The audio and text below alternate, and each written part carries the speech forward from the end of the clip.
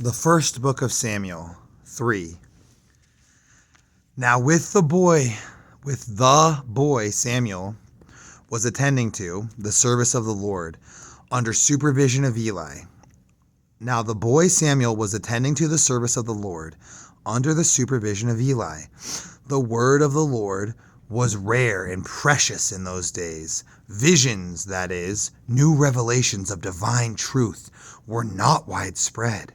Yet it happened at that time, as Eli was lying down in his own place. Now his eyesight had begun to grow dim, and he did not see well. And the oil lamp of God had not yet gone out. And Samuel was lying down in the temple of the Lord, where the ark of God was. That the Lord called Samuel, and he answered, "Here I am." He ran to Eli and said, "Here I am, for you called me." But Eli said, "I did not call you. Lie down again." So he went and lay down. Then the Lord called yet again, "Samuel." So Samuel got up and went to Eli and said, "Here I am, for you called me." But Eli answered, "I did not call you, my son. Lie down again." Now Samuel did not yet know or personally experience the Lord, and the word of the Lord was not yet revealed directly to him. So the Lord called Samuel a third time, and he stood and went to Eli and said, "Here I am, for you did call me." Then Eli understood that it was the Lord who was calling the boy. So Eli said to Samuel, "Go lie down, and it shall be that if he calls you, you shall say, 'Speak, Lord, for your servant is listening.'" So Samuel went and lay down in his place. Then the Lord came and stood and called at the previous times, "Samuel, Samuel."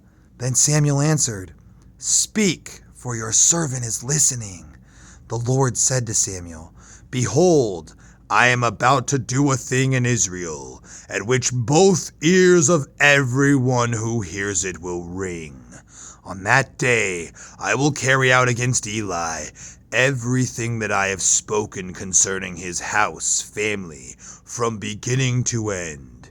Now I have told him that I am about to judge his house forever for the sinful behavior which he knew was happening, because his sons were bringing a curse on themselves, dishonoring and blaspheming God, and he did not rebuke them. Therefore I have sworn to the house of Eli that the sinful behavior of Eli's house shall not be atoned for by sacrifice or offering forever." So Samuel lay down until morning. Then he opened the doors of the Lord's house. But Samuel was afraid to tell the vision to Eli. But Eli called Samuel and said, "Samuel, my son." And he answered, "Here I am." Then Eli said, "What is it he said to you? Please do not hide it from me. May God do the same to you, and more also, if you hide from me anything of all that he said to you." So Samuel told him everything, hiding nothing from him. And Eli said, "It is the Lord.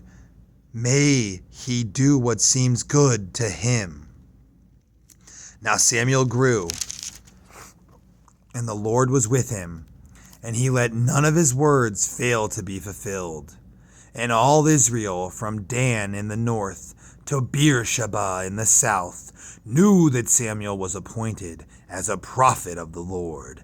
And the Lord continued to appear in Shiloh, and the Lord revealed himself to Samuel in Shiloh by the word of the Lord.